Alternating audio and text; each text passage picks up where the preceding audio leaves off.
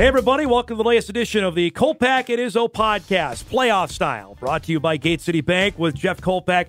I'm Dom Izzo. The FCS Playoffs are back in Fargo for a 12th consecutive year. North Dakota State opens up as the number 2 seed.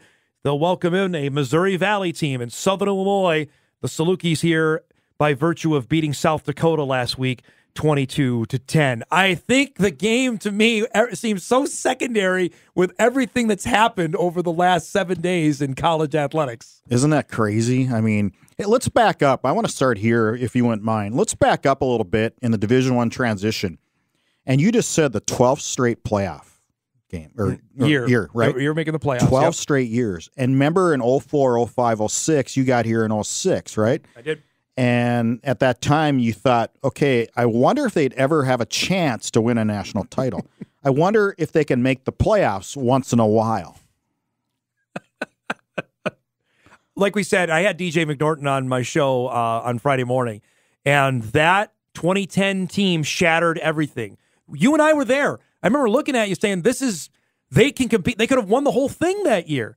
And they were finding it out on the fly when they were in Bozeman boat racing Montana State, when they were ahead at Eastern Washington. I think that shattered the mold for everyone's expectations. Didn't realize the power nature of the West Coast offense would be as good at this level as it has been. It is completely shattered by 1,000 times any preconceived thoughts that we had. And it's really remarkable. It's really, really remarkable. And to segue off of that, have people become so spoiled that now there's 6,000 tickets available for the game tomorrow? Yes. It's unbelievable. Yes.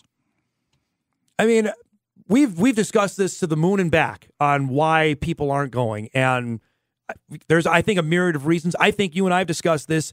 People found other things to do last year when there weren't games. I think that is I'm firmly in the belief of that. I'm of the belief, yes, a myriad of reasons. I think cost is factored in. It's not cheap. And I know people that have say they've had 8 season tickets are down to 4, or 6 season tickets are down to 2. I've known several people that have done that. And it costs. It just costs money. So I think that's one reason. Bored with winning is certainly maybe number one. Ease of opponent, even though tomorrow I don't think is going to be easy. Absolutely not. I think people just say, you know what? They're going to win this game. They're probably going to win next week. I'll see you in the semifinal. That's what's happened the last 2 traditional playoff runs. We have not seen people in the first game, not seen people in the quarterfinal, but they've come out for the semifinal, the game that before to go to Texas. They've been here for that. And if the Bison keep winning, I firmly believe, Jeff, that's what's going to happen this run too. I think so too. I think, and especially if you're looking down the line of James Madison. Or Montana, one of those two, right? How good will that be? It could be, if they make it that far. It could be unbelievable. And I'm of the belief there'll be more people here tomorrow than potentially next week, because if the Bison win, the opponent they're going to have next week has no name recognition whatsoever of either East Tennessee or Kennesaw. I think it would be a fun opponent to be new. For us, absolutely. A triple option team. Absolutely. It's going to be a triple option football. You're already calling your shot here? We'll do our pick 'em later. Oh, am I getting ahead of myself? Your shot on Kennesaw there, but you know what I mean? I think for fans, they're going to kill that team. We're not going to go to that game, I firmly believe that. There could be more people here. So to dovetail off of what you said, of seeing that in 2010 and the excitement, and certainly in 2011, celebrating the 10-year anniversary of that first team, to where we are now, it's really interesting. And let's be honest, the departures to FBS of great opponents has played a factor too. There's no Georgia doubt. Southern isn't around. Appalachian State isn't around. Not that Appalachian was, The first couple years they were here, though. Yep. That 2012 team lost to Illinois State, their final year in the playoff, before they got Coastal Carolina. Coastal's gone. Now JMU, Sam, Jack, get cockies out of here. Yeah, these are teams that Bison fans know, and they're no longer going to be in the division, and it's not a good thing. What also is not a good thing is college football coaches being paid hundreds of millions of dollars. Wow. And you can say whatever you want, and I don't think we want to go down this road of what it means for the sport. All I'll say is the athletic directors and presidents of said schools have lost their minds of how much they're willing to pay. You're talking specifically about Lincoln Riley. And Brian Kelly, both of them. $100 million contracts. And then Kelly got $115. I think the most astonishing thing is Lincoln Riley, unlimited use of a plane for his family. Like I tweet out, hey, honey, let's go to dinner in Napa. I mean, my goodness. Unlimited use of a plane. What does that mean? You can just use it whenever, right? I would assume so. I don't know. I don't have the contract in front of me, but I would assume if whatever he needs, he would have access to it. That means you have your own plane is what it means to me. Yes, it does. That's what it means. Well, this is the same school, you remember, that fired Lane Kiffin on the tarmac before they got back from a game, all right? I wonder if that plane... I don't know if it's the same plane. One. They're not messing around. And this is, Jeff, for me, it struck home because it's Brian Kelly left Notre Dame. Nobody leaves Notre Dame to go to LSU, which for means, $115 million you do. But it also means to me he thinks he can't win a national championship at Notre Dame, right? That to me, that means you can't win there. I can't win at Notre because they've been to the playoff and they've been summarily butt whipped by Alabama. You can win a national title at Notre Dame. Are you kidding me? I don't think so. I think that's it was what that means. Strictly money driven. Number one. I think yes, it's definitely money driven, but I also think he can't. Because you told me this They're all number the time. 6 right now. Of the academic qualifications to get into that school, it's not nearly as stringent at LSU. And LSU, you've seen Les Miles, and you've seen Ed Orgeron, you've seen Nick Saban win national championships, and Brian Kelly sees that. I can win a national championship there. Notre Dame hasn't won a title in 30 years. USC isn't easy to get into. That's a private school. Notre Dame hasn't won a national championship since Lou Holtz. It's been a long time. It's like them in Nebraska. And even before Lou Holtz, it was really dry for the longest time. It was era, and that was when Rudy was playing in the 70s, you know? I think that. Now, I want to tie this into a conversation I was having in the big story that came out of Bozeman on Matt McKay, their starting quarterback who put his name in the portal yesterday, 2 days before Montana State is set to play a playoff game against UT Martin. Everybody is... I don't want to say everybody. People on social media are freaking out about it. I think this is the new wave of where we're going. If coaches do this before a game, a playoff game, like Kelly's team could play in the college football playoff, I don't agree with it, but this is the new reality of the sport. Okay, two things. A, what's the hurry? Did he need to find a school this week? B, he quit, okay? He was getting his playing time reduced. He may have got his starting job yanked. Yep. He quit on the team. So who's going to take you now? If you're that apt to, would you take him? Teams will always find. If you're talented, teams will always take you. Okay. They will. They just will. But here's what you did to the team. If indeed Brent Vegan was going to make a switch at quarterback, now you ruin the element of surprise. Well, now Martin's going, well, we better prepare for this other guy. He doesn't care about that. You know what I mean? No, but McKay doesn't care about that. But you've damaged your teammates. There's no doubt. As much as the old college try and we're going to win it for the gift, that's old news now. This is big. Even FCS. Even Montana State is big business. It's Division I. You always tell me it's Division I football. It is. This is the element of intramurals. This is Division I football. Yes. And this is here to stay. As much as some have lamented the portal and what it could do, this is it. I mean, coaches leave all the time. Coaches leave before games, for playoff games. Yes, but coaches leave for another opportunity and offer that's on the table. He may have one. We don't know. Oh, come on. We don't know that. I'm not disputing what you're saying, but I think for this Pollyannish view of what college football was even in the 70s and the 80s is done. It's 2000, almost 22. I understand that. We're at. I understand that. It took me a while to come to grips with it, but I understand that. Yeah. I don't like it. Neither do I. I'm sitting here, I'm telling you, I don't like it either, but this is where we're at. And there's gonna be more. And it could happen here. We saw it happen last year. Well, Josh Hayes left. I'm surprised it hasn't happened yet that we know of. We saw it happen twice over in this state. Josh Hayes left before the South Dakota State game. And how did that game. work out for Josh Hayes? Now he left Virginia. I think he's done. Probably. Kyle Hergel, starting offensive lineman, left UND 5 days before their game. He was an all-conference player at Texas State. Worked out okay for him. Another team took him. Didn't think he quit on the team. You know what I'm saying? There's a counterpoint to that. Understood. But you don't have to like it, neither do I. But this is where it's going. And the coaches and the ADs have only themselves to blame. They could have reined this in years ago and decided not to. Where's Otis Weah going? It's a good question. Power 5? I think he wants to do that. I don't know if there are any suitors to do that right now. You got to have, and you talked about this 2 springs ago when Jabril Cox went in. You have to have a plan. You're just not going in fishing. Jabril had a plan. Right. You have a plan to go. I don't think Otis has a plan. From what I gather on that, I don't think so either. And that's the scary part about it. Now, he can go back, and I would think UND would take him with open arms. Would they? I do. I think they would. They know they can win with him. He's their best offensive player. And you saw the byproduct of that in the spring. And, Jeff, if he plays the 2 games that he sat out. What about the teammate factor, Dom? This guy quit on you guys. And when we're taking him back? I think we overestimate that too much in this game. Players? I do. I think players are more apt to forgive if he can help us win. And he can help him win. Ask Isaiah Smith about that, who stands to be the starting running back. I don't know. Maybe I'm more jaded now as I'm getting older. I don't think NDSU.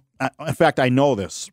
I know there was one player who asked to come back in the portal, and the answer was a flat-out absolutely not. Right. And that's up to each individual staff. And I don't begrudge them either. I wouldn't take you back. No, I don't. I agree with that. I mean, if you preach culture, if you preach it and you believe it and you believe that's the way you win, you cannot take guys back from the portal. For the ones who are preaching culture and all that, it's oxymoronic when they go and leave for another job. Right. That's the part that's hypocritical to me.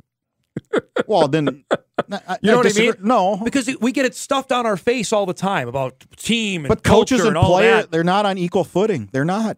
These are 45-year-old men going into better jobs. These are 18, 19-year-old kids getting education. They're sometimes 22 or 23. You're an adult. Otis Wea is not 20. He's 21 years old. Whatever. You know what I mean? He's an adult. He can make up his own mind. Yes, but he can get a job at 3M and move on to a different company, and that's just the way it goes. I'm not saying they're 18 anymore. Most of these guys are not. They're 21, 22. They're adults. My dad told me, you're an adult at 21. You're making life-altering decisions. You know what I mean? I understand where you're getting at, but I just think if you preach the culture of the team and a guy puts his name in the portal, then he's done with your team. I think that's a good way to segue to our next topic. Let's do do a it. Discussion. No. I enjoyed that. Is revenge a topic this week at the Bison locker room? 38-14. Yeah. Jalen Bussey tweeted that out. It was literally, I'm at the Bison basketball game about 8 o'clock Saturday night, and I saw that tweet. I'm like, all right, there we go. Hey, listen. Last spring was apples and oranges to what's going on this fall. And that was the first road trip for NDSU last spring. Yep. And this was in my book, that they were more concerned just getting out of town was the big deal, right? They were cooped up all this time. Since the pandemic hit, they were cooped up, couldn't go anywhere. They're just happy to get on a plane and go somewhere. The coaches and some of the staff were worried about which players have the antibodies and who doesn't, because you don't want to have 4 players room together who have no antibodies, because if someone gets sick, then that's 4. Right? Now, that was the mindset of this team. That's how messed up last spring was. I don't want to take anything away, though, from SIU. They played well in that game. I'm not. Southern Illinois was. I'm just talking about NDSU. They were by far the better team that day. I don't know. We have not seen the SIU that we saw in September and October over the last 6 weeks of this football season. I can't put my finger on it. I'm sure Nick Hill is struggling to put his finger on it. I'm just curious what kind of team we're going to see from SIU tomorrow. I think it starts on defense, and Mike had it in his comparison story today in the Inform that time of possession has been a big problem for them. When they can't hang on to the ball, they get blown out. That's what happened against Youngstown. So NDSU in their newfound physical running game, are we going to see Hunter Lupke up the middle first 3 carries? He's back. He's going to play. He's going to play, I would imagine, quite a bit. I think for NDSU, seeing what Cam Miller did against both Youngstown and South Dakota, I know the quality of the opponent, but Miller was decisive with his throws. He was accurate with his throws. That was the best game he played as a Bison, was against South Dakota. And quarterback is night and day, too, with NDSU. Yes, it is. Zeb Nolan was not good for most of the spring. The offense was just disjointed. It was not West Coast-ish. And the defense, it was not a lot. The defense was on the field quite a bit in that game as well. I think they didn't make the plays. 40 minutes. Third down conversion. I mean, they got worn down in that game against SIU, and the defense has just been lights out. It didn't help season. with 4 3-and-outs. Correct.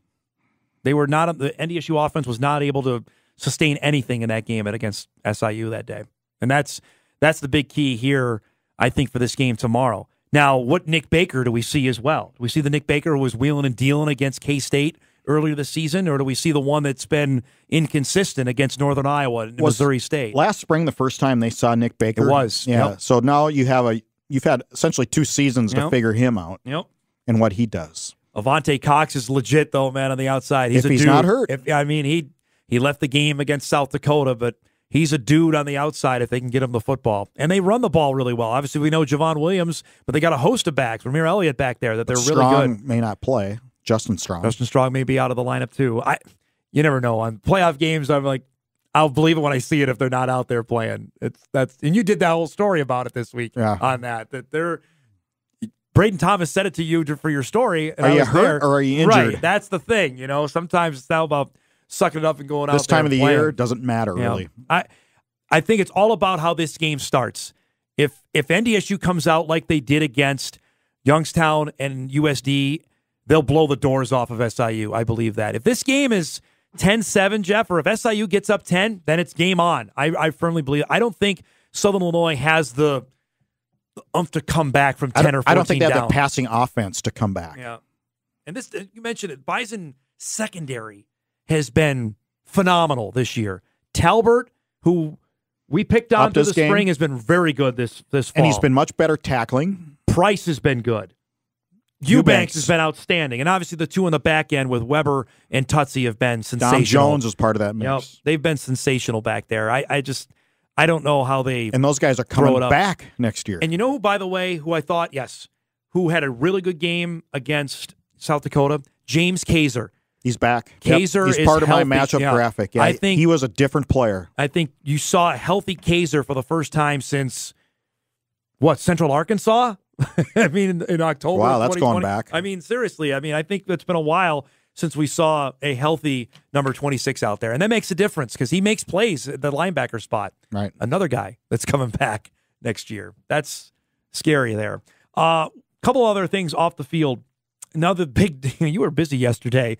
The announcement from NDSU about a $15 million gift to complete the indoor practice facility donated from the WEB Giving Foundation, Weeby Giving Foundation, from Tom and Dawn Blattner. $15 million to finish off the indoor practice facility. This is not a small chunk of change, Kolpack. This is FBS-ish. Yeah. Yeah, this is an FBS type of gift. And what allows NDSU to do is to finish off this project in one phase rather than 2 and try to part it out, if you will, and Band-Aid the second part together. Now it's going to be all done in one fell swoop. And, oh, by the way, $50 million. What you said.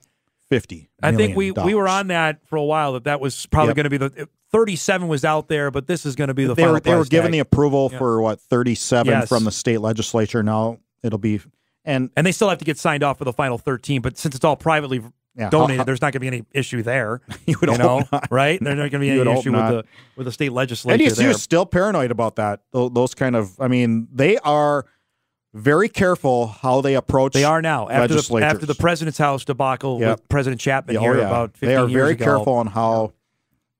This is FBS. You're right. Everything about this, the price tag on it, the look of it. This is an FBS. The size of it. Yeah. People driving around when you go by on University Drive, look at the shack and picture something much bigger than the shack. Twice the size of it, basically. Right. Yeah. That's how big. That's how tall this is going to be. The expected completion date is October of 2022. From what Matt Larson has told us, he expects that for fall camp of 22, that can begin on the outdoor facility, and then by the middle of the fall, they'll be inside. Yeah. So there's no more stories, Jeff, of can the Bison get in the dome this week? Well, like this week, because the Ag Show is going on. Those stories will be put to bed forever. Is the inflatable bubble going to last another year? Right. That's done so. It appears it's going to finally make it through. We have to do a story on the end of the bubble when it comes down in April. You want a piece of Teflon? I might. You can hear in the studio, right? For your man, do you have a man cave? I got a little one there. Yeah. Jack Man and I share one downstairs. It's going to change things. And again, we'll reemphasize that there's literally nothing about the North Dakota State football program that's FCS outside they play in FCS. Yeah. That would be it. Everything else will be. I had 2 questions about this. I don't know if you know the answer. Are the football coaches' offices moving? I was told I don't know. They're going to stay in the Fargo Dome. Is that accurate to you, what you know? Yes. And then it's not just football in there. There's going to be other sports that we'll be Use practicing in there. But it's called the Football Performance Facility. Yeah. They get obviously first dibs. But soccer, baseball, softball will have some football practice is done. You'll be seeing people in their wedges, golfers in their wedges at 9 at night.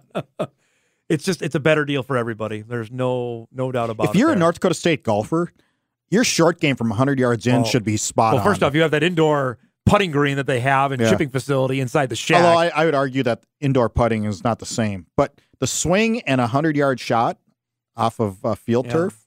Yep, I agree. Gosh, that's going to just, again, be massive. It's just going to change everything there. Before we get to game picks, and I'm going to sidebar here just because you did the story yesterday, and I'm always fascinated with this topic on Roger Maris because you visited with the Maris family yesterday. Did you get a sense, because the vote is coming up on Sunday for Maris to potentially get into the Baseball Hall of Fame, was there any renewed optimism that this may happen on Sunday? Not tremendous, no. Talking to Kevin Maris, he didn't really think that things and the qualifications and all changed a whole lot. The committee, it's named different. Right. It's a different way to go about it. Golden Days committee. But no, they weren't planning a celebratory party or anything by any means. Okay. Because I asked him, I go, what do you have plans for the... Yeah. I said, well, yeah, I don't know. I guess we'll have dinner and wait for a phone call maybe. But you never know. If the nostalgic factor hits a nerve with this group, because that's what's going to happen. Yep. And if you look at the home run list, Roger's number 7. 1 through 6 are all tainted. Yep. Yes. He's number 1.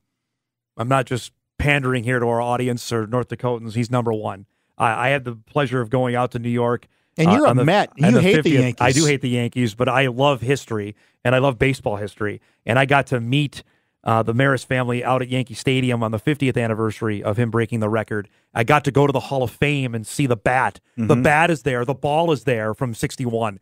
Everything about him is there except him. Yeah. This is the last piece. That's what Kevin said. Yep. I hope that they go over the hump here and do it because you talk about great moments in North Dakota history. That'd be right near the top. And I will be watching it, of course. It's at 5 o'clock Central time. 5 o'clock Central, 6 Sunday. Eastern on the MLB Network. Yep. They'll do it live. Yep. Boy, would it be something if his name came up. Yeah. I'll give Kevin a call. I would bet that they would have a hard time talking about it. Oh, yeah.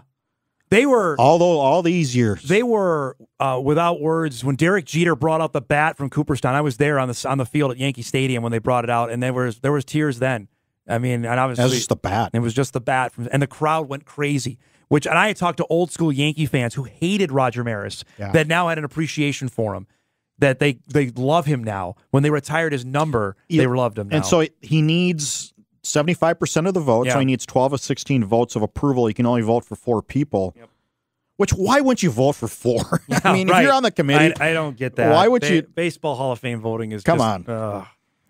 Should we do some picks here? Yeah, but let me wrap this up. But his competition, I think he's in the wheelhouse. Yeah, I mean, there are some... Oliva. Tony Oliva's on there. Jim Cott's on there. I mean, I would think Roger Maris would go ahead of Jim Cott, wouldn't he? I would think so.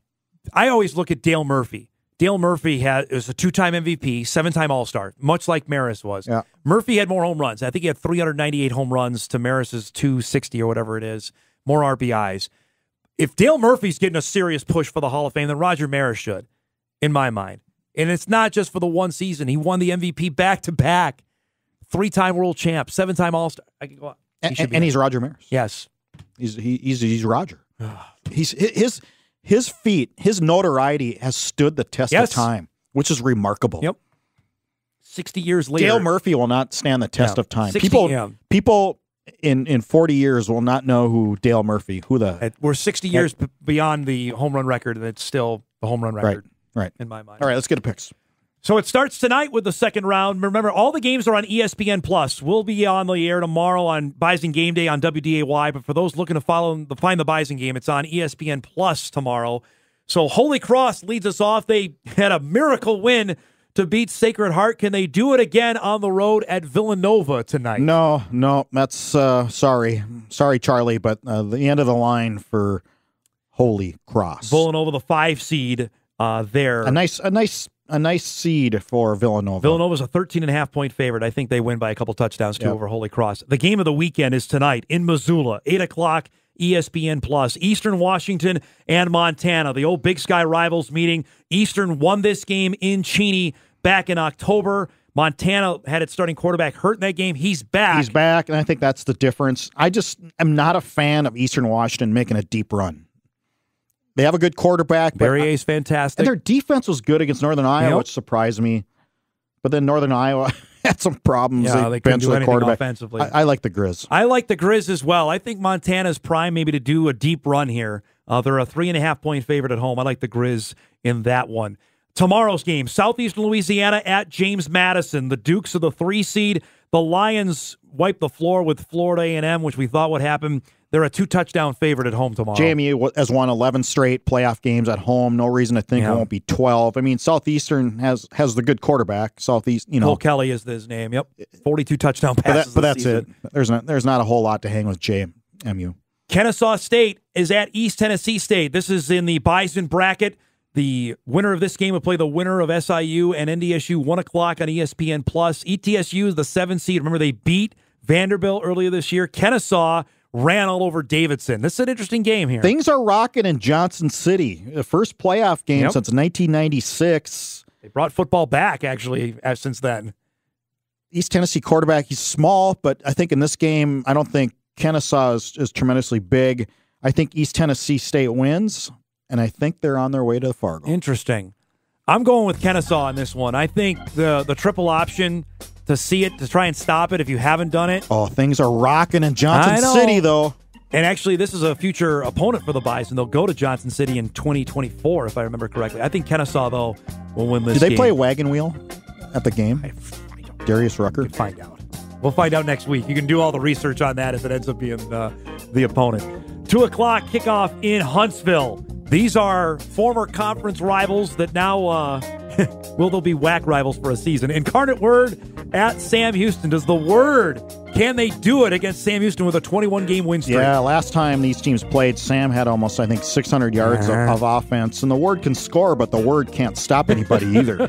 So I can't say the Word's going to be the Word in this game. Yeah. Sam Houston wins, I think, by a couple touchdowns. Cameron Ward is pretty good for the Word. Ward is good for the Word. He was the Walter Payton winner in the spring season. I think they'll hang with a little bit. I think Sam Houston will pull away and win by a couple touchdowns. The game we talked about earlier, UT Martin at Montana State. Looks like it might be a game of backup quarterbacks after UT Martin won with its backup against Missouri State last week. And here's a good sign for UT Martin. The weather forecast calls for mid-50s in Bozeman. How about that? So that's pretty good for a team from Tennessee. This is an interesting game. UT Martin looked physically adept at making a playoff run to be at Missouri State. That's surprising. They were out physicaling Mo State. I didn't think that was going to happen. And when your quarterback leaves during the week, my God. I'd like to say UT Martin's going to win, but I think the fact they have to make another road trip, I'm going to give Montana State by a field goal. Montana State's a 12-point favorite. I think they win. But close. Yes, I think they win by 7 there, Lee Corso. I think you're right there. The late game, South Dakota State at Sacramento State. The Jackrabbits ran for 500 yards against UC Davis. Sacramento State is the 4 seed in this tournament. They are a 7-point home underdog to the Jackrabbits. I see nobody on that side of the bracket stopping the Jackrabbits from running to Frisco. That's what I picked. Yep. I picked them to make it to Frisco. I see nobody stopping them. Nobody. Not even Sam Houston. Nope. Wow. So that means you're taking the Jacks tomorrow. Yes. Jacks big? Jacks by 2-3 touchdowns. Woo. Sacramento State was in this exact spot 2 years ago as the 4 seed. I just don't think they can handle physically the nature of South Dakota State's running game. Austin Peay went in there and ran all over him. I think the Jackrabbits do it again on Saturday night and win that game. Before we wrap it up, give us a couple keys here. The Bison, according to Vegas, a 14-point home favorite for the game tomorrow against Southern obviously Illinois. Start with quarterback, and that's really changed since last spring. A lot of things have changed since last spring. I don't think you can really compare those games. I look at NDSU's offensive line, which is coming off its best back-to-back games, and you can't ignore 35 straight wins after a bye week. Yes. Can SIU break another streak? I don't think they can do it this time. I've been calling this all year in the paper. It hasn't happened yet for a defensive touchdown. It's going to happen. It hasn't happened, has it? It has not happened. And I've done it about 4 different times in the paper this season. I'm calling it tomorrow. I think they finally get a defensive touchdown. I need to look this up. When's the last time they've gone a year without a defensive touchdown? Gosh, it's been a little bit. I think they get one tomorrow in this game, and it's going to be, I think the Bison win by 2 scores tomorrow against Southern Illinois. Reminder, Bison Game Day live on location, 10 a.m. tomorrow. The Road Warrior is going to join us. Bob Clark at his 500th consecutive North Dakota State football game. You've been to quite a few in a row. I know you missed a few. I missed 2 since 1995. One for my brother's wedding and one for my mom's funeral. Weddings and funerals. That's the only thing that keeps me away. And looking back, I should have blown off my brother's wedding. But that's pretty cool. We're going to have Bob on the show tomorrow. Also, professional golfer, NDSU alum Amy Olson is scheduled to stop by as well on our Bison Game Day show tomorrow. There's a bundle of energy, too. That'll be a lot of fun tomorrow. 10 a.m., you can check it out on WDAY. And, of course, the game tomorrow at 2:30 on ESPN+, and we'll wrap things up afterwards as well. For Jeff Kolpack, I'm Dom Izzo. That's the latest Kolpack and Izzo podcast, brought to you by Gate City Bank.